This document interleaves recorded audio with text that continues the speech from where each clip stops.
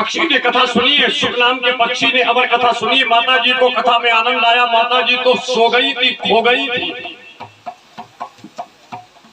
माता जी खो गई, सो गई। पक्षी ने पूरी कथा सुन ली। दौड़ करके पक्षी गया, माता जी को जम्हाई आई। पक्षी अंदर प्रवेश कर गया। त्रिशूल लेकर नारी पर पार करना ये हमारा वैदिक धर्म नहीं कहता है। त्रिशूल लौट करके शंकर जी के पास आया। समय चला, अलग अलग प्रमाण, कहीं 12 कहीं 16। हाथ जोड़ करके आज व्यास जी खड़े हो गए। दिव्य शक्ति ज्योति बाहर आ जाओ। बस यो कह करके उसी क्षण प्रकट भये सुखदेव। आजी नव भय तुम भी भय प्रसन्न शब्द। बोलो सुखदेव भगवान की।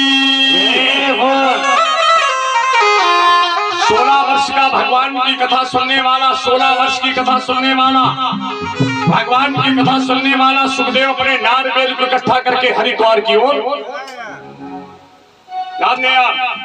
सुखदेव जी ने भगवान की पूरी कथा को सुना और सुनने के बाद में माता तारा के उदर से जन्म लेने के बाद में परम सिद्ध जन्म सिद्ध वैरागी महात्मा सुखदेव जी अद्भुत वेश में आज हरिद्वार की ओर जा रहे हैं। सुखदेव जी हरिद्वार की ओर चले जा रहे हैं। व्यास जी पीछे से दौड़े। अप्सराओं ने दिव्य ज्ञान दिया। महात्मा व्यास जी लौट करके सम्यापास नदी के घाट पर बैठ गए। सुखदेव जी इस समय हरिद्वार में बैठे हैं। भगवान की पावन कथा सुनने से वैराग्य की ज्योति जागी और ये कथा सुनने के बाद में सीधे सीधे हरिद्वार में जाकर के आसन लगा करके भगवान के भजन में आनंद लेने लगे। जय चले अपनी नागरिया अवध बिहारी चावरिया।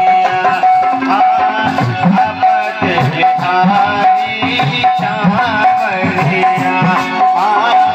अवध बिहारी चावरिया।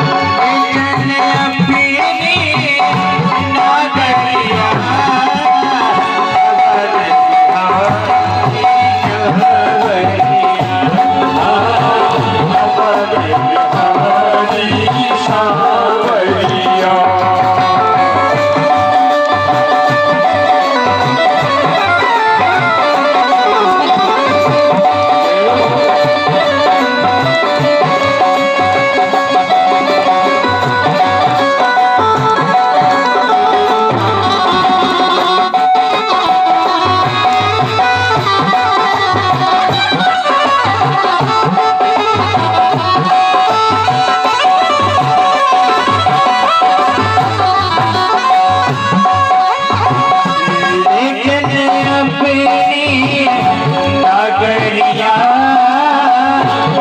चले अपनी नागरिया।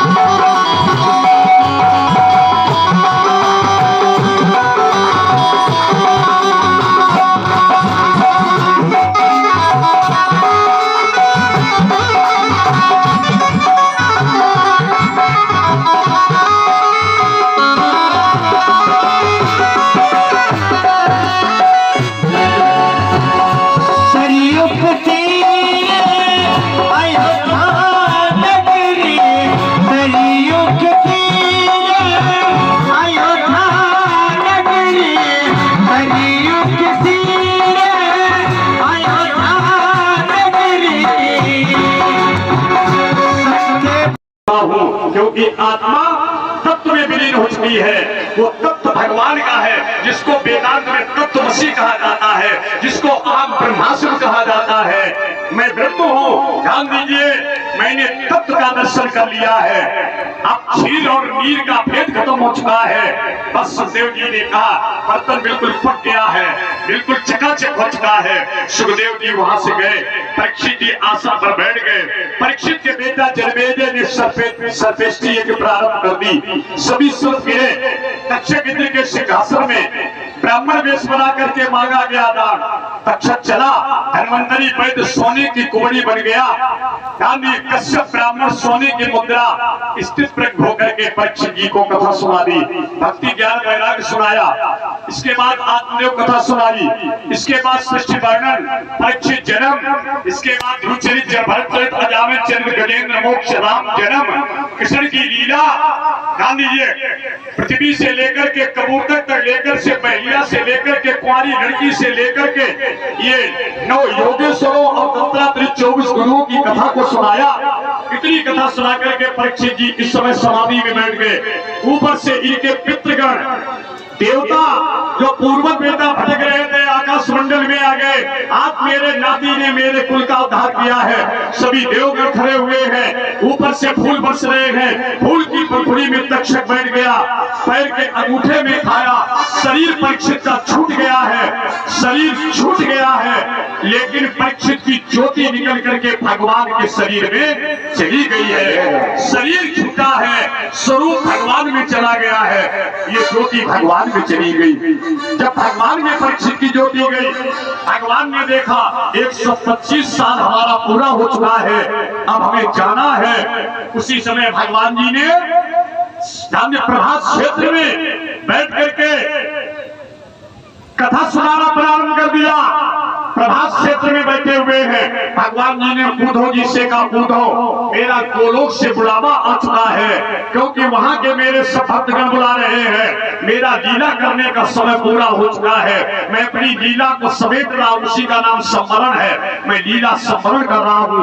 उद्धव तुम बद्री बन के लिए जाओ, अर्जुन तुम जाओ, क्योंकि कलयुग आ रहा है। कलयुग में ब्राह्मण धर्म छोड़ देगा, क्षत्रिय बलहीन हो जाएगा, अस्पृश्य लड़की गद्दी पर बैठेगी, क्षत्रिय बलहीन होगा, ब्राह्मण धर्म छोड़ेगा, अस्पृश्य लड़की गद्दी पर बैठेगी, घर का मंत्री साला बनेगा, बाप के सामने बेटा की अर्थी होगी, सास सुहाग भरेगी, बहू हो जाएगी, गैया भिष्टा खाएगी। अर्जुन घबराना नहीं, उस समय मेरा अवतार मुरादाबाद क्षेत्र संबल तहसील, मुरादाबाद क्षेत्र संबल तहसील विष्णु यश ब्राह्मण के यहाँ, विष्णु यश ब्राह्मण के यहाँ मेरा कल्कि अवतार होगा। कल्कि श्याम बन के घोड़े पर मैं बैठूंगा, हम संबल से चल करके जम्मू आऊंगा, पैसों से मिलकर के पुनः मैं धर्म की रक्षा कर दूंगा।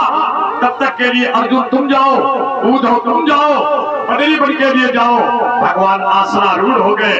आज पाली ने पहलिया बन करके प्रभु के बाण मार दिया। भगवान के पैर में पदम चमक रहा था। उसी समय भगवान जी ने कहा, अब यदुवंशियों को गांधारी का श्राप लगा था। एक केवल शेष रहा जिसका नाम था वज्रनाभ। वज्रनाभ तिलक कर दिया।